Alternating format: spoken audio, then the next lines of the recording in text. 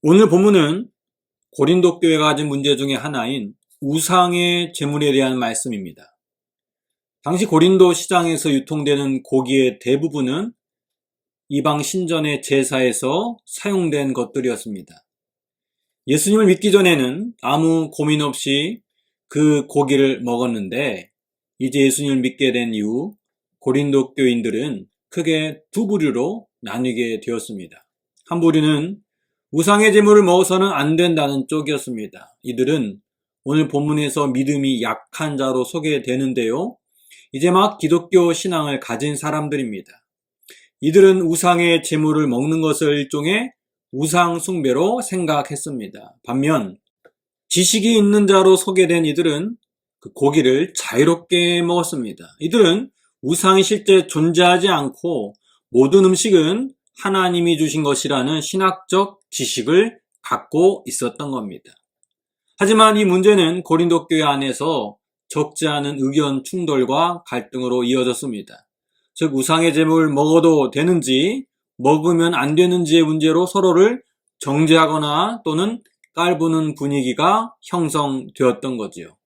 이 문제에 대해 바울은 1절을 시작하며 이렇게 분명한 원칙을 제시합니다. 우상의 제물에 대하여는 우리가 다 지식이 있는 줄을 아나 지식은 교만하게 하며 사랑은 덕을 세우나니. 바울은 누구의 생각이 맞고 틀린지를 말하지 않습니다. 우상 신전에 바친 제물을 믿음으로 먹어도 되는지 먹으면 안 되는지를 단호하게 선을 그어 말씀하지 않았습니다. 다만 교회 안에서 자신의 지식을 자랑하지 말고 사랑함으로 덕을 세우라고 권면합니다. 여기서 주목할 단어가 덕입니다. 사실 덕이란 동양적인 문화, 그 중에서도 유교에서 많이 언급되는 단어입니다. 흔히 마음이 넉넉하고 관용이 있어서 사람들을 끌어모으는 사람들을 향해 아무개는 덕이 있어 라고 말하지요. 넓게 보면 헬라어 원어의 의미도 이와 통합니다. 헬라어로 오이코도메오라는 단어인데요. 오이코스와 데모라는 단어가 합쳐진 단어입니다. 오이코스는 집, 가족을 뜻하고요. 데모는 건축하다, 짓다를 의미하는 동사입니다. 직관적으로 이 단어의 의미가 떠오르지요. 벽돌을 한 장씩 쌓아서 건물을 세워가듯이 새로운 가족이 세워가고 생명력 있는 공동체가 만들어간다는 의미를 갖고 있습니다. 따라서 바울이 사랑은 덕을 세운다라고 말하는 것은 교회 안에서 먹는 문제로 누가 옳고 그른가를 따지지 않고 넓게 품어주는 자세, 곧 덕을 나타내는 것이 교회 공동체를 건강하게 세워간다는 말입니다. 하지만 이 말을 오해해서는 안 됩니다. 무슨 문제가 있을 때마다 무조건 은혜롭게 합시다, 덕을 세웁시다 라고 하며 양비론을 강요해서는 안 됩니다. 특히 우리 신앙인들이 목숨 걸고 사수해야 할 진리의 문제를 타협하거나 적당히 넘어가서도 안 됩니다. 하지만 돌아보면 교회 안에 일어나는 대부분의 갈등과 문제는 이런 절대적인 진리의 차원이 아닙니다. 대부분 상대적 가치 또는 문화적 관습의 영역일 때가 많습니다. 오늘 본문에 나온 우상에게 바친 제물의 문제가 그러했습니다. 굳이 신학적으로 따지자면 우상에게 바친 제물을 먹는 것은 우상 숭배가 아닙니다. 사도 바울이 말한 대로 세상에 많은 신이라고 불리는 것들이 있지만 그것은 다 허상이고 오직 하나님만이 유일한 신이기 때문입니다. 그럼에도 바울은 이렇게 말합니다. 7절, 그러나 이 지식은 모든 사람에게 있는 것은 아니므로 어떤 이들은 지금까지 우상에 대한 습관이 있어 우상의 제물로 알고 먹는 거로 그들의 양심이 약하여지고 더러워지느니라. 무슨 말씀입니까? 바울은 이 문제를 절대적 가치의 영역이 아니라 상대적 가치와 문화적 영역으로 보라고 말하고 있습니다.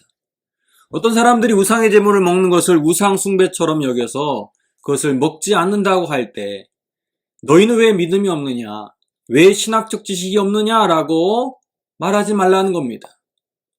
이러한 점을 8절 9절에서 이렇게 말합니다. 음식은 우리를 하나님 앞에 내세우지 못하나니 우리가 먹지 않는다고 해서 더 못 사는 것도 아니고 먹는다고 해서 더 잘 사는 것도 아니니라. 그런즉 너희의 자유가 믿음이 약한 자들에게 걸려 넘어지게 하는 것이 되지 않도록 조심하라. 여러분, 이 말씀은 오늘 우리 시대에도 정확하게 적용됩니다. 술과 담배가 대표적인 예입니다. 한국 기독교 전통에서 그리스도인, 특히 중직자들에게 음주와 흡연은 삼가야 하는 덕목으로 여겨집니다. 하지만 어떤 이는 이렇게 말합니다.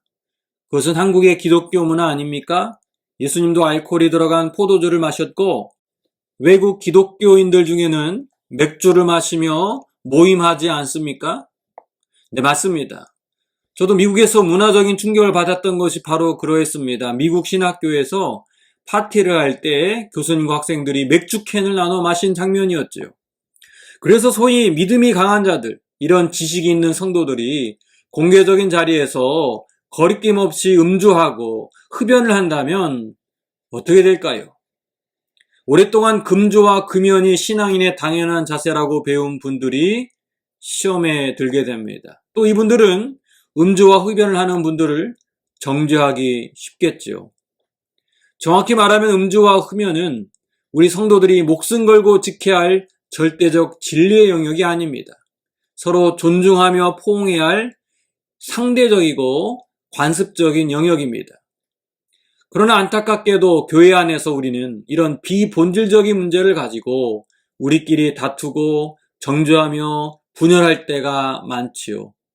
본질적이지 않은 이런 상대적 문화를 절대적 진리로 격상시키고 정작 지켜야 할 절대적 사랑의 계명은 상대화시키기 때문입니다. 이 점에서 마지막 13절의 바울의 고백은 우리 모든 성도들이 귀담아 들어야 합니다. 그러므로 만일 음식이 내 형제를 실족하게 한다면 나는 영원히 고기를 먹지 아니하며 내 형제를 실족하지 않게 하리라. 여러분, 우리가 내세우는 신앙적 가치가 진리의 영역으로 목에 칼이 들어와도 타협해서는 안 되는 것인지, 아니면 유연하게 복음의 큰 그릇으로 담아낼 수 있는 것인지 먼저 분별할 수 있기 바랍니다. 더 나아가 우리에게 허락한 정당한 자유와 권리가 있을지라도 그것이 누군가의 양심에 상처를 입히고 그 사람의 신앙의 토대를 무너뜨린다면 기꺼이 그것을 바울처럼 포기할 수 있는 덕이 있는 신앙인 되시기를 바랍니다.